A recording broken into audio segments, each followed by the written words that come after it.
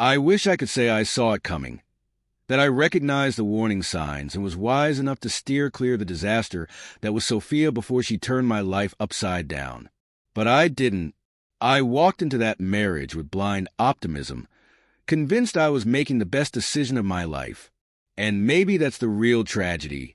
Not the betrayal, not the legal battles, not even the arrogant boyfriend, but the fact that I truly believed I had everything I ever wanted. It wasn't one of those whirlwind romances where passion flares up instantly. When Sophia and I met 7 years ago, our connection grew gradually, steady and reliable. We dated for 2 years before tying the knot, and when I proposed, I did it with absolute certainty, without the slightest hesitation. Back then, I had no doubts about her. She was warm, engaging, and effortlessly charming. Conversations with her flowed with ease, and my parents adored her. My mother, Linda, loved how Sophia could win people over in mere minutes, while my father, Paul, appreciated that she could sit through a football game and seem genuinely interested. Looking back, that should have been my first warning. She was too good at playing the perfect role, too skilled at making people like her. The only person who wasn't entirely convinced was my sister, Claire. Claire was skeptical from the start. Not in an aggressive, confrontational way, but through small, pointed remarks that I chose to ignore. She likes nice things, Claire had once said. The way she talks about money and her future. It's not about building something with you. It's about getting what she thinks she deserves. I laughed it off at the time because I liked Sophia, and I believed love could change people. Before we were married, Sophia worked part-time at a boutique, a job that was more of a pastime than a necessity. But after the wedding, she quit. She said she needed time to figure out what she really wanted, whatever that meant. At first, I didn't mind. I had a stable career in real estate, not making millions, but comfortable. Before we married, I had already bought a small yet charming house with my father co-signing the loan to help with interest rates. But I covered every single payment myself. Back then, I never saw it as just mine or hers. It was ours. For the first few months, everything seemed fine. Sophia played the role of a devoted wife. She cooked well, occasionally did laundry, though she preferred takeout, and often complained about how exhausting household chores were. She made an effort to seem involved, but in reality, she was simply living in a house I had paid for, supported entirely by me. I ignored the small red flags. The way she constantly talked about wanting a bigger house, a better car, a trip to Europe. Whenever I pointed out that I was the only one working and that we couldn't afford those things, she grew irritated. When I suggested she look for a job, she scoffed. "I'm not taking just any job, Nathan," she'd say. "I want to find something that actually makes me happy." Months turned into years. 2 years passed, and she never found that elusive dream job. I convinced myself it was just a phase, that she needed time to figure things out. After all, wasn't a good husband supposed to support his wife and believe in her? But deep down, there was always a nagging voice in the back of my mind whispering, "She's not looking for a job. She just wants an easy life." Slowly, things began to shift. She started going out more frequently. First for lunches, then for shopping trips that stretched into late nights. When I questioned her about it, she snapped, "I just need space. You act like I have to be glued to you all the time." Was it so wrong to wonder why my wife suddenly needed so much space? Claire was the first to call it out. "Nathan, are you sure everything's okay?" I lied. "Yeah, everything's fine." She studied me carefully. "She seems different, like she's already checked out of this marriage." I brushed it off because I didn't want to admit that she might be right. The first real gut punch came one day that night when Sophia stumbled through the door at 2 a.m. I was already waiting in the living room, not angry, not accusatory, just waiting. "Where were you?" I asked. She hesitated, just for a split second, long enough for me to see the truth flicker across her face. Then, just as quickly, she snapped, "Are you seriously waiting up for me? Why can't I have a life outside of this house? You're so suffocatingly paranoid, Nathan." She stormed into the bedroom and slammed the door. I just sat there, staring at the empty space she had left behind. Something shifted in me that night.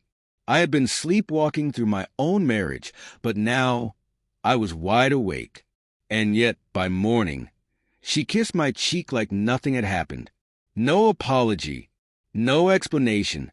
She made coffee, scrolled through her phone, and carried on as if she hadn't manipulated me into questioning my own reality the night before.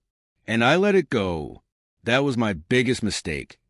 Not finding the messages, not the legal battle, not even the judge's ruling. The real devastation began when I stopped trusting myself. Because once that happens, you've already lost everything. For months, I watched Sophia pull further away, treating me less like a husband and more like an inconvenience. Late lunches became late-night outings, which eventually turned into full-blown disappearances. She always had an excuse. I had too much to drink, so I crashed at Hannah's. It was just a girls' night. Nothing serious. I convinced myself to believe her, because that's what trust is, right? But then one night, she didn't come home. No call, no text, nothing. I lay awake staring at the ceiling, waiting for the sun to rise. When the front door finally creaked open, I got up and walked into the living room. She stood there, hair disheveled, makeup smudged, still wearing the same clothes from the night before. "Where were you?" I asked. She kicked off her heels without even looking at me. "Nathan, why are you making such a big deal out of this?" "A big deal? You didn't come home." She groaned. "I was with friends." "God, do I really have to explain myself to you?" And that was it. That was the moment something inside me shut down, not out of anger, not even out of sadness, just clarity. She wasn't my wife anymore. She was a stranger wearing a ring. The truth was, she had checked out of our marriage long before I ever found the proof. Deep down, I had known. I just hadn't been ready to face it. But when I picked up her phone that morning, left buzzing on the counter unlocked, I didn't need to scroll. One name was all it took. Brandon. Not Hannah. Not Julie. Brandon. The man she was always with when she claimed she was out with the girls. And the messages? They weren't even subtle. It was all there in black and white. While I had been sitting at home wondering if my wife was safe, she had already left me long before I ever realized it. That was the real betrayal, Dot. And the worst part? She truly believed she could walk away with half of everything. Half of my home, half of my savings, and a lifetime of financial support. More than anything, she wanted to rub it in my face. She thought she had already won.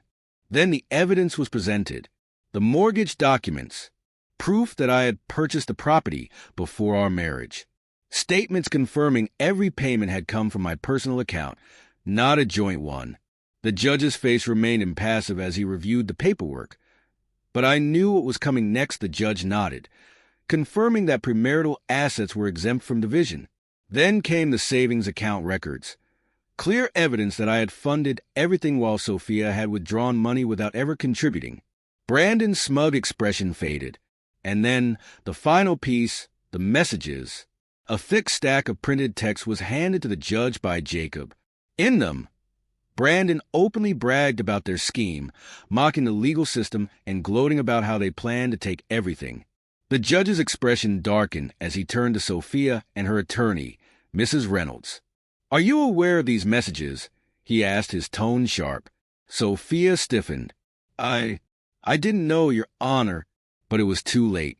The final ruling was swift.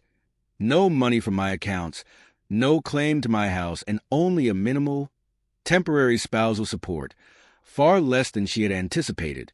The most significant blow? The judge used Brandon's own messages as proof of financial deception. By the time the session ended, his arrogance had cost him everything. As the courtroom emptied, I felt lighter than I had in years. Sophia stood there, stunned.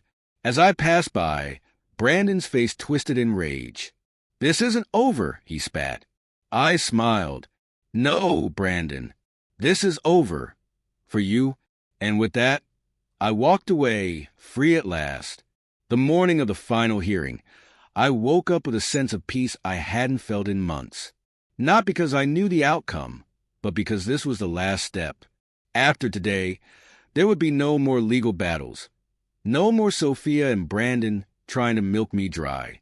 No matter what happened, I had nothing left to lose, and that was liberating.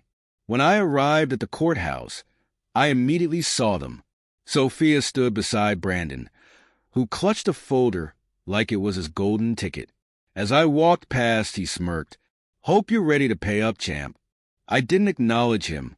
Neither did the judge. Sophia's lawyer began. "Your Honor, my client has suffered significant financial hardship due to this divorce.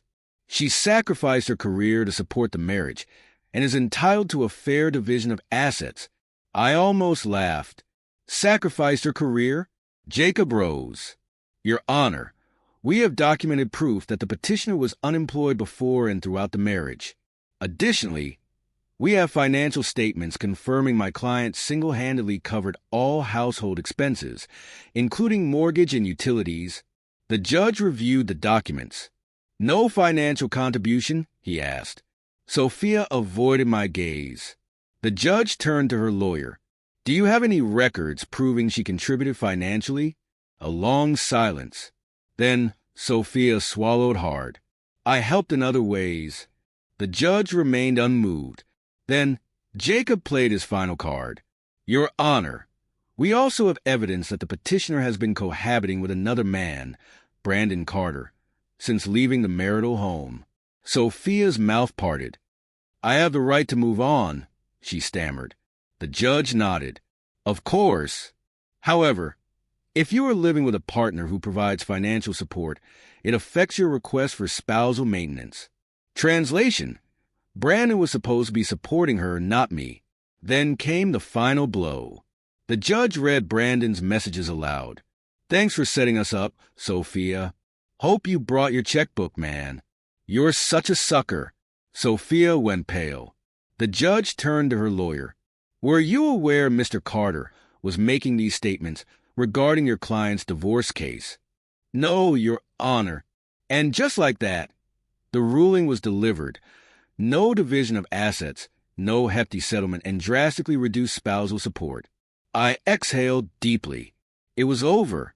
Sophia was speechless. Brandon was seething. As I stood to leave, Sophia finally snapped. "You're really just going to walk away?" I turned once. I already did. Outside, my father was waiting.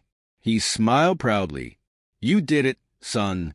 Jacob shook my hand. That was one of the most satisfying wins I've had in a long time. I stood there, letting it all sink in. No more mind games. No more manipulation. No more waking up wondering what Sophia and Brandon were plotting. They thought they had outplayed me, that they'd walk away with everything. Instead, they lost it all. 3 days later, reality hit them hard. Word spread fast. Sophia told everyone the judge was biased, that I had only won because I had a great lawyer, that the system was against her. Meanwhile, Brandon was livid.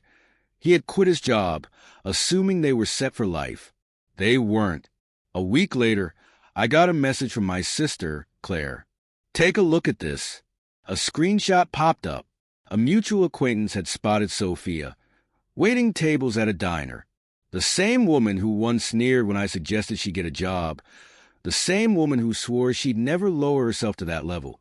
Now picking up extra shifts just to scrape by. Claire texted again. "Karma, baby. Got to love it."